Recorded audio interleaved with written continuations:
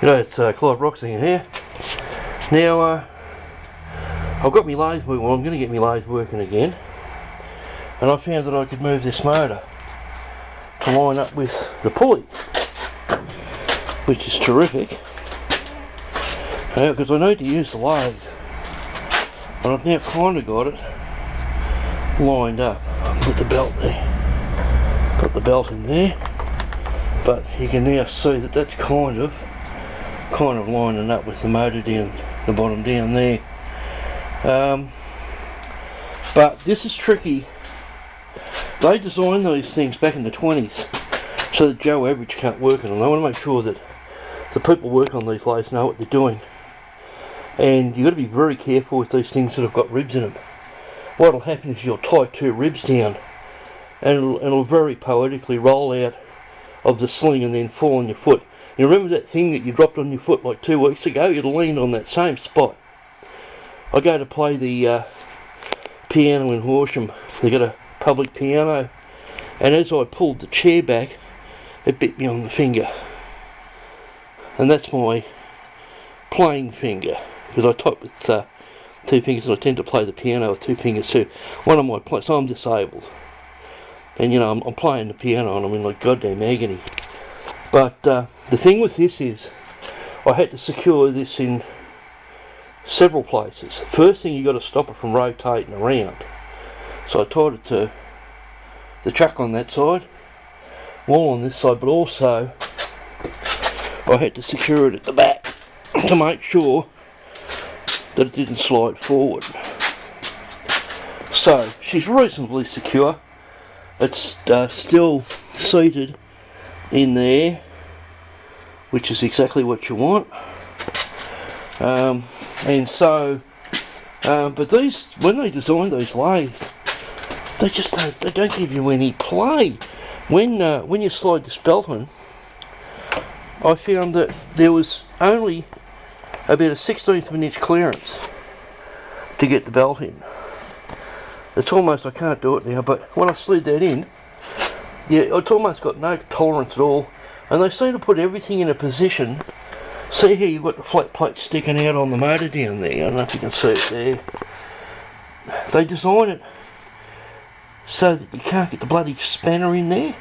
So I'm trying to get the pipe wrench in there to turn the little collar around so I can slide the motor back, and I bloody well couldn't turn it around because of that flat plate on the motor. Where is it, Commissioner? Yeah, that flat plate on the motor there. And you can't rotate. They bloody well design them so you can't work on them. Oh, it's infuriating, this thing. It's a bugger thing to work on. I finally got the belt in, so that's in the right size there now. That's right now. I've got that on there, and I've got it roughly lined up. I've got I did a really nice job. I gently tapped it and, you know, negotiated with it, and I did everything right. But it wouldn't move, so I smashed the shit out of it with a hammer. And that seems to be, where are we?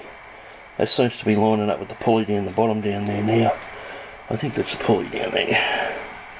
So, yeah, so I can get it going. These other things, what I'll have to do is I'll have to run it in second all the time, or use the back gears or whatever. But I'll have a few gears there. So, actually, how does that work? That is actually the slowest gear, unfortunately, so I have to run it in second. So I'll have to run it off this one here. These ones are unaffected. That's in the right place. It's just that the main pulley's in the wrong place. So yeah, I'll fix that up. I'll get this going. I've got to make some stuff up, and it's killing me not having my lathe going. I'm waiting on my press. It hasn't come yet.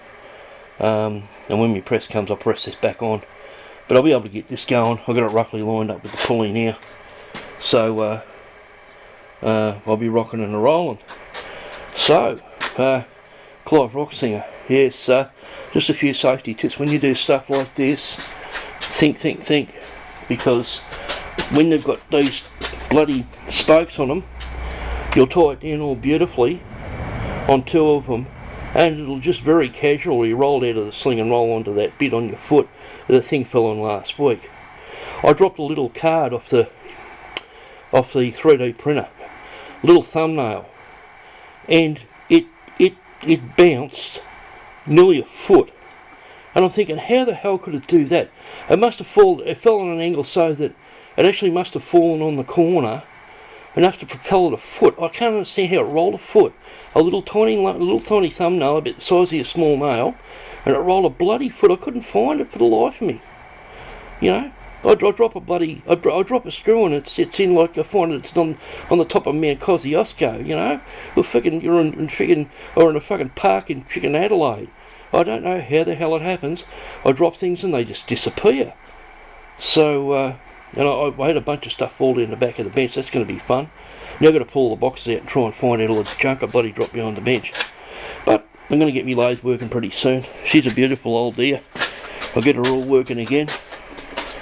And yeah, I'm almost there. But I thought this is a very interesting point. You have to very carefully think about when you're working with this sort of stuff. Think ahead, and anything that can happen, it bloody well will. It'll happen twice. So yeah, it's got to be very careful. Power cables out. I put a power cord up there and I've got the line on, but I've got the motor disconnected. There's no lead up there. So yeah, I've got this all separately wired now. So live rock singer, over and out.